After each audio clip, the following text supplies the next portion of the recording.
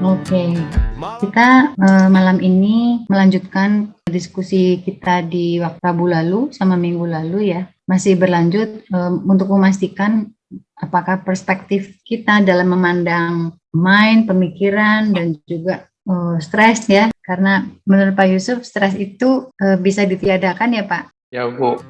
Malam Rabu kita duduk melingkar, menyambung lidah yang sempat tertunda. Katanya stres bisa ditiadakan, tapi kenapa banyak yang tak sadar? Mulut berucap aku baik-baik saja, tapi alat tes bicara sebaliknya. Dari sudut pandang psikologi, banyak orang-orang yang tidak merasa stres, padahal setelah dites tuh tingkat stresnya tinggi sekali. Nah, kalau seperti itu, bagaimana kita bisa membantu ataupun kita sendiri bisa membersihkan berbagai blokade ya, sumbatan-sumbatan dan hambatan itu, jika kita sendiri tidak tahu bahwa kita punya. Karena masyarakat itu sudah dari sejak dulu mengatakan masalah tidak usah diceritakan, emosi tidak usah dikeluarkan, gitu. Ada yang namanya dosa, tabu, dan sebagainya. Yang ingin saya tanyakan juga pada teman-teman dalam kaitannya dengan stres gitu ya. Emosi-emosi yang ada yang direpress itu, termasuk evagis, itu sebetulnya ada di mana? Di kesadaran, di alam bawah sadar, di mind, atau di mana? Supaya kita bisa melokalisir kan, evagis itu ada di mana?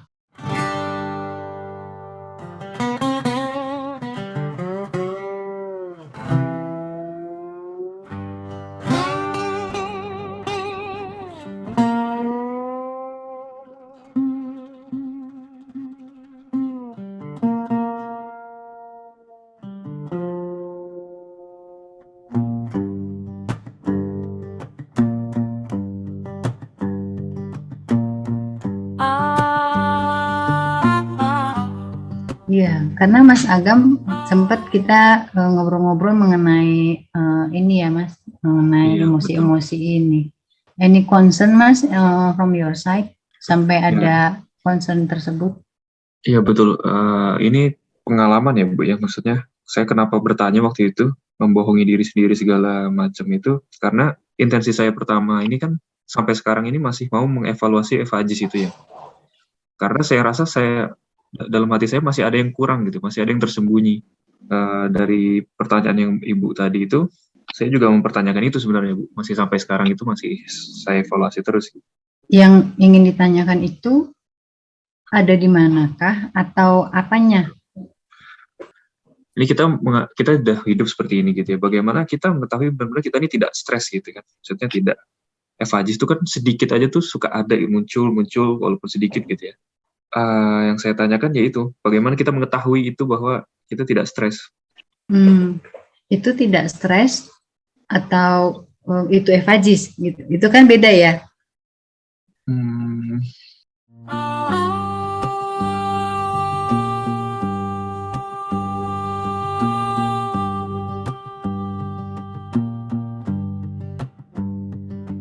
Kan kita kalau bicara mengenai ada envy, ada anger, ada jealousy, itu.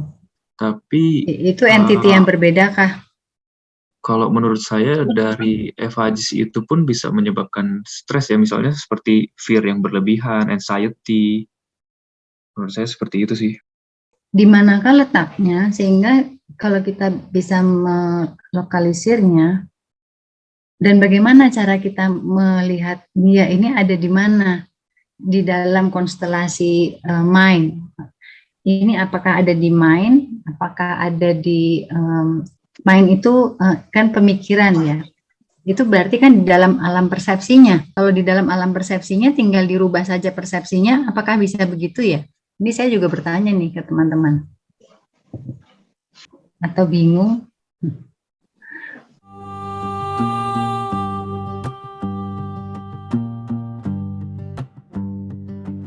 Malam Rabu kita duduk melingkar, menyambung lidah yang sempat tertunda. Katanya stres bisa ditiadakan, tapi kenapa banyak yang tak sadar mulut berucap aku baik-baik saja, tapi alat tes bicara sebaliknya. Blokade batin tersimpan rapat karena emosi dianggap aib yang hebat. Efajis sembunyi di lorong gelap, entah di mind atau bawah sadar yang lelap. Paradoks stres yang tak disadari.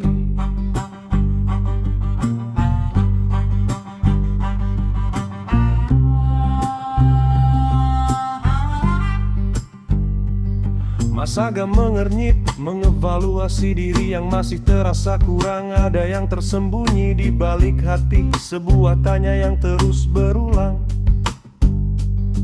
Bagaimana tahu kita benar-benar bebas jika efajis muncul meski hanya sekilas? Stres itu akibat, efajis itu pemicu. Takut dan cemas jadi satu dalam dirimu. Di mana lokasinya? Di alam persepsi atau di aliran energi?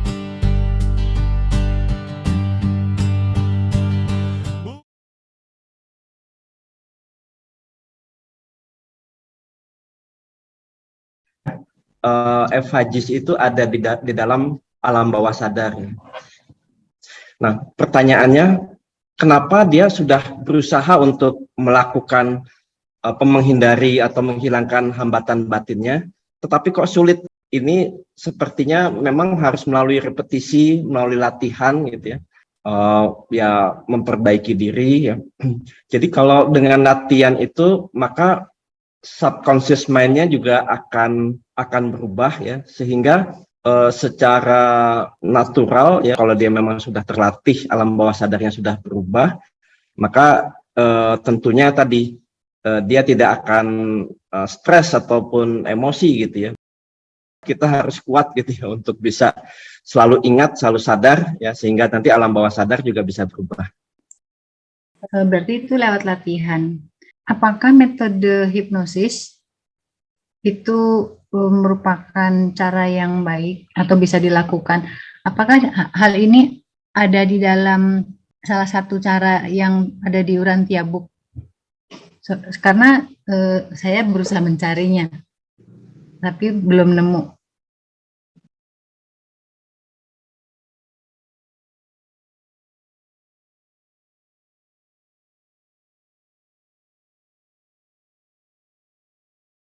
Itu yang saya temukan di buku Rantia mengenai stres. Jadi kalau buku Rantia itu mengatakan bahwa perjuangan maju, kita evolusi maju, ya kerjalah.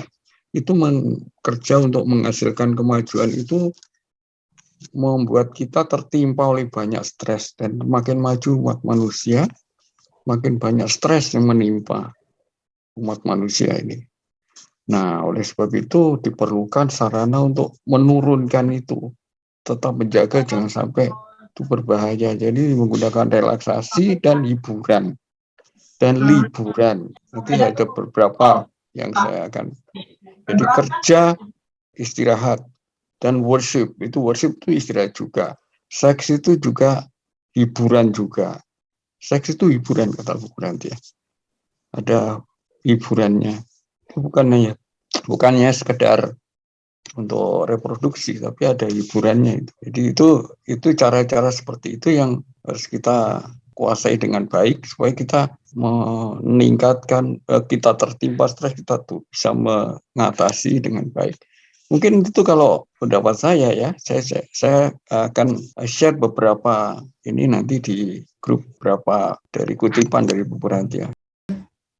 Ya, ini hal yang menarik perhatian saya juga dalam pengelolaan stres.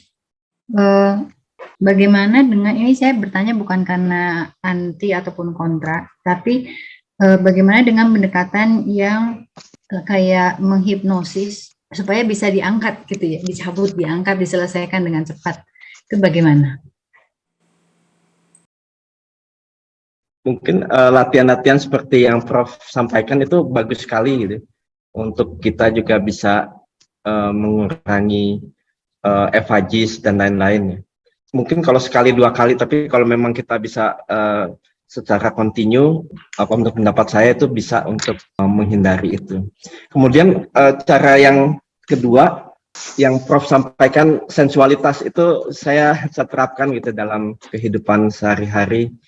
Jadi ternyata sensualitas itu menjadi suatu hal yang penting, jadi menggunakan panca indera kita, ya bahkan ekstra sensori organ kita untuk melihat segala sesuatu, mengobservasi, dan tadi menjalankan, disebut juga efek bulan madu gitu. Jadi mungkin dimulai dari yang kecil, dari di rumah gitu ya, selalu menyampaikan hal-hal positif, maka kita akan merespons hal positif, selalu menghargai apapun, selalu mensyukuri juga keadaan apapun, ya, peduli sama orang, juga memberikan kasih, itu juga sebagai sarana untuk bisa menghindari itu. Jadi efek bulan madu kalau diterapkan setiap hari ini bisa mengubah. Jadi bahkan alam sadar, bawah sadar kita sudah masuk tuh 4 hal tadi gitu ya, sehingga yang ada di dalam refleks kita itu adalah hal-hal yang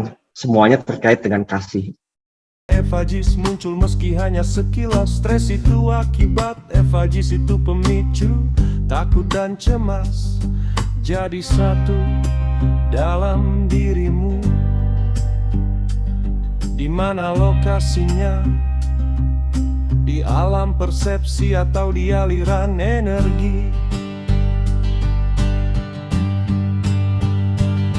Bukan soal hipnosis kilat yang mengangkat beban dalam sekejap, tapi repetisi latihan berulang agar bawah sadarmu tak lagi gelap, mengubah refleks lama menjadi kasih lewat proses yang panjang dan gigih.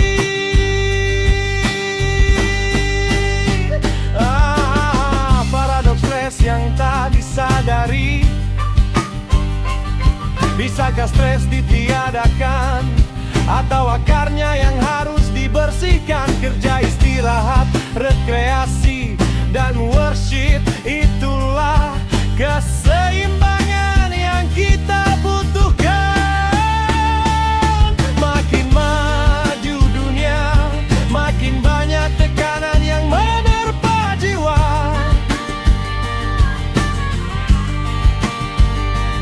Tapi dalam tenang, intuisi datang memberi tanda-tanda. Sensualitas panca indera, menghargai hidup dengan mata terbuka. Gunakan efek bulan madu, syukuri keadaan walau terasa kaku. Lalu mencari akar, kalau sudah ketemu batin pun tak lagi terbakar. Hanya sekadar cemburu atau marah karena salahku yang tak tahu. Minta maaf, itu jebakan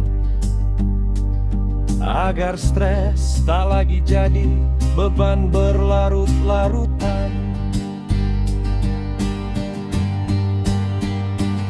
Ada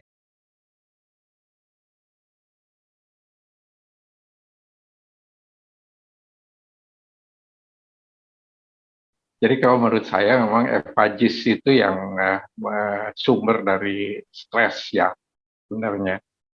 Makanya tiap hari saya bilang bahwa stres itu sebenarnya ada ya, tapi bisa segera kita hilangkan gitu ya. Jadi saya cari akarnya gitu ya.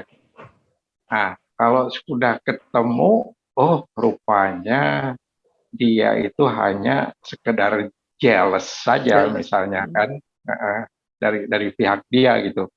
Nah kalau udah ketemu begitu ya kemudian saya merasa tenang gitu. Merasa tenangnya itu lah setiap orang juga punya rasa jealous gitu. Kenapa harus dipikirin gitu. Kalau sudah begitu ya biasanya terus saya tenang kembali gitu. Nggak terus merasa stres kenapa saya dipersekusi misalnya. Kenapa begini, kenapa begitu gitu ya. Ya tapi kita dengan berpikir cari akarnya yang sebenarnya apa gitu ya.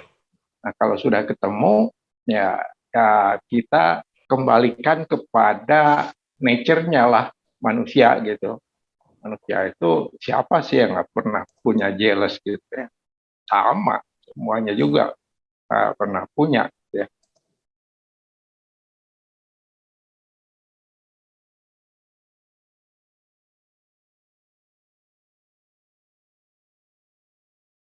Ada garis yang saya ambil gitu, di mana garis itu yang memisahkan antara setelah saya masuk di grup ini dan sebelumnya gitu ya.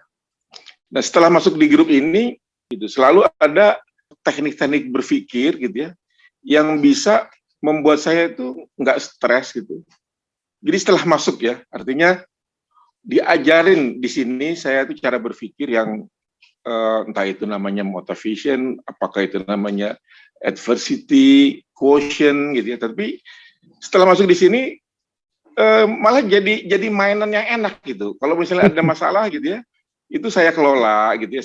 Saya anggap ini sebagai game yang menarik lah gitu ya. Yang endingnya itu everybody happy lah gitu.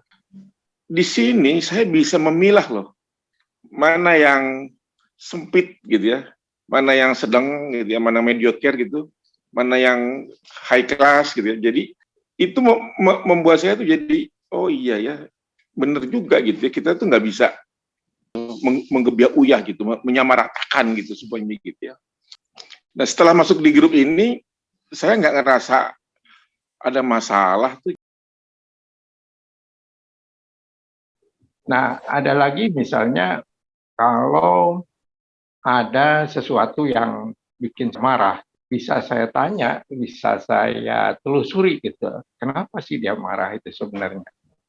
Kalau misalnya kita sudah ketemu marah itu karena saya salah melakukan sesuatu gitu ya, yang tidak disadari. Makanya dia marah. Kalau sudah ketemu gitu, oh rupanya asalnya dari saya juga. Itu kemudian kita komunikasikan dengan yang bersangkutan secara baik-baik ya. Nah, kalau dia menyadari kenapa dia memarahi saya dan saya menyadari kenapa dia marah, ya tentunya ya kita minta maaf barangkali ya. Ya yang itu yang lebih baik gitu. Nah, kalau sudah begitu dari pihak saya sudah gitu ya. Saya sudah melakukan bagian saya minta maaf. Ya saya tenang gitu. Marah dia itu tidak berlarut membuat saya stres dan seterusnya lah. Ya, dari evagis yang ada itu ya menyebabkan kita bereaksi apa, marah, kecewa, sedih dan sebagainya. Tapi yang penting di situ adalah kita cari akarnya dulu gitu. Kenapa? Kalau sudah ketemu ya kemudian apa yang harus kita lakukan? Kita dengan sesama manusia tentunya ya. Evagis itu kan semua asalnya dari pikiran manusia ya. Jadi pikiran manusia yang ada di luar kita, ya artinya orang lain yang menyebabkan kita merasa berbagai macam perasaan itu tadi ya. Nah kalau itu sudah kita sadari ya kita kembalikan lagi kepada diri sendiri ya, bahwa kita pun pada satu saat bisa seperti dia gitu, kita bisa segala macam lah. Nah kalau sudah begitu ya, kalau saya biasanya ya lebih tenang gitu, makanya kemudian stresnya hilang.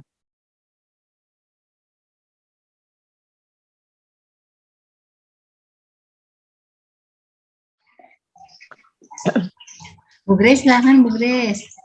Ya, saya mau kembali lagi kepada masalah stres.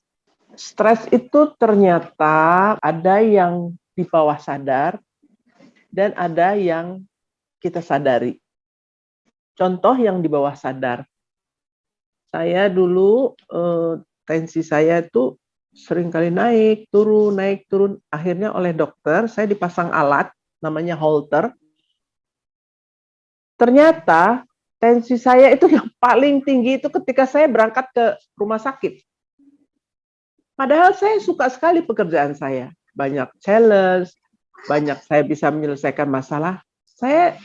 Kalau saya kaitkan dengan stres, salah satunya itu kan tekanan darah naik. Bisa juga excited, adrenalinnya keluar, excited itu karena mikirin pekerjaan. Tapi kalau saya boleh kaitkan dengan stres, sepertinya ada stres yang di bawah sadar yang kita nggak sadari bahwa itu ternyata stres, sehingga membuat mungkin waktu itu adrenalin saya keluar sehingga tensi saya naik.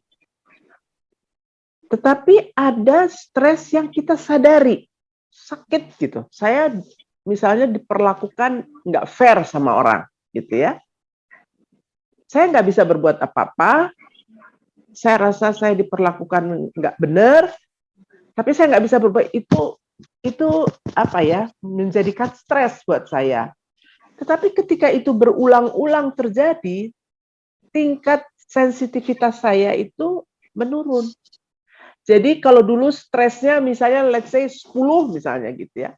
Tapi makin lama bisa tinggal 3, bahkan saya bisa ignore, biarin aja gitu. Kalau saya pikirkan itu menjadi toksik buat saya, merugikan diri saya gitu. Jadi menurut saya di Urantia pasti ada teknik-teknik how to reduce the effect of stressor atau stres ya. Pasti ada stresornya, pasti ada penyebabnya. Nah, respon kita itu menimbulkan stres itu pasti bisa dikelola. Salah satunya mungkin hipnoterapi, itu saya percaya itu bisa mengurangi ya. Yang kedua yang di alam sadar itu dengan cara berpikir. Oh, dia kan memang background-nya seperti itu. Jadi dia memang kata-katanya yang keluar seperti itu. Itu bisa mengurangi sakit hati kita, mengurangi stres kita gitu. Ya, itu stres yang ada di alam sadar. Tapi kalau di bawah sadar, I don't know how, ya. Tapi pengalaman saya itu apakah itu related dengan stres atau tidak, saya tidak tahu. Tapi saya pikir bisa jadi di bawah sadar kita ada stres. Itu aja yang saya bisa, sederhana, tapi itu berdasarkan pengalaman saya demikian. Mudah-mudahan betul ada di Urantia cara-cara mengatasi stres. Terima kasih. Ya, Bu.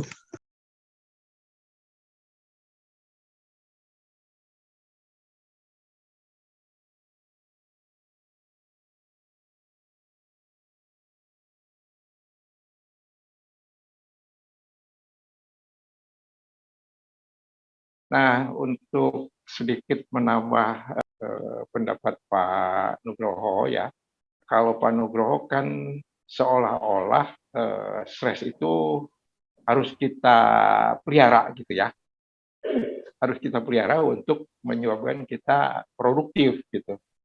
Nah, kalau saya barangkali bukan dalam keadaan stres gitu Pak, kalau merasa produktif itu justru dalam keadaan tenang ya. Saya bisa, misalnya saya ditantang oleh teman-teman misalnya untuk membuat suatu, katakanlah satu konsep surat yang berat gitu ya. Itu kalau saya pikirkan bahwa saya kurang mampu untuk itu, mungkin saya stres gitu ya. Tapi saya coba tenang ya, kemudian saya coret-coret, nulis-nulis di kertas, coba bikin ya. Nah, barangkali disitulah timbulnya intuisi ya, yang kata Pak Richard itu kan datangnya dalam waktu yang tidak kita tentukan, ya, secara tiba-tiba. Gitu.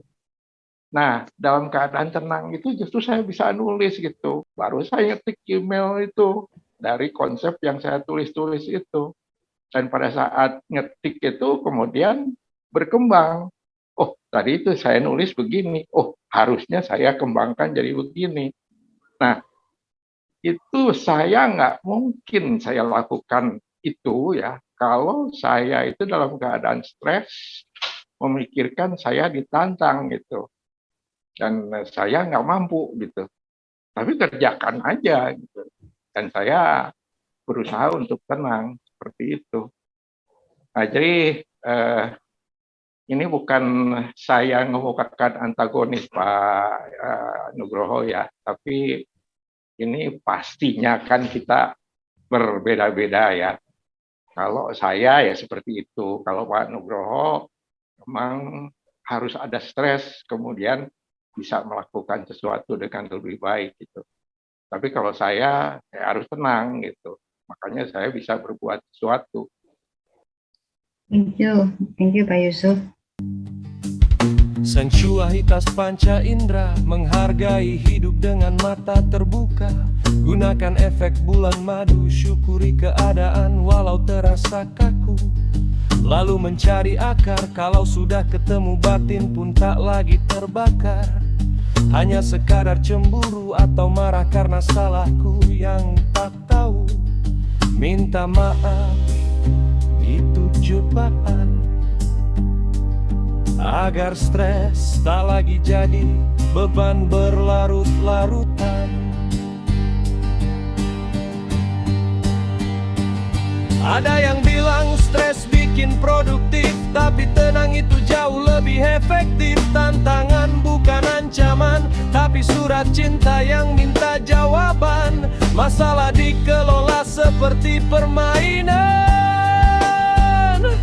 sebuah game menarik menuju kebahagiaan. Ada yang sempit, ada yang high class. Bilalah masalah dengan cerdas, jangan pukul rata semua beban, biar jiwamu tak kehilangan arah tujuan. Paradoks stres yang tak disadari, bisakah stres ditiadakan atau akarnya yang harus dibersihkan? Kerja, istirahat, rekreasi, dan worship, itulah keseimbangan yang kita butuhkan. Makin maju dunia, makin banyak tekanan yang menerpa jiwa.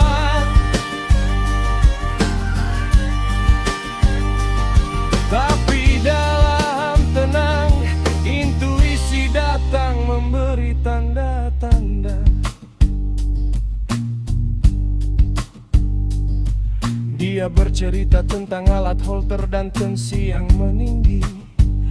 Berangkat kerja dengan gembira, tapi tubuh merespons dengan cara berbeda. Ada stres yang tak terlihat mata, bersembunyi di bawah sadar manusia. Pernah disakiti, pernah merasa tak adil, tapi kini sensitivitas mulai mengecil. Abaikan saja yang toksik, pahami latar belakang mereka yang berisik. Dia tak menghakimi seperti kita yang pilih-pilih. Sanksi itu nyata lewat hukum alam. Apa yang kau tanam itulah yang kau simpan. Menyakiti orang akan kembali, menipu sesama akan berbalik ke diri. Sederhana saja, pahami dirimu, temukan tenangnya di setiap langkahmu.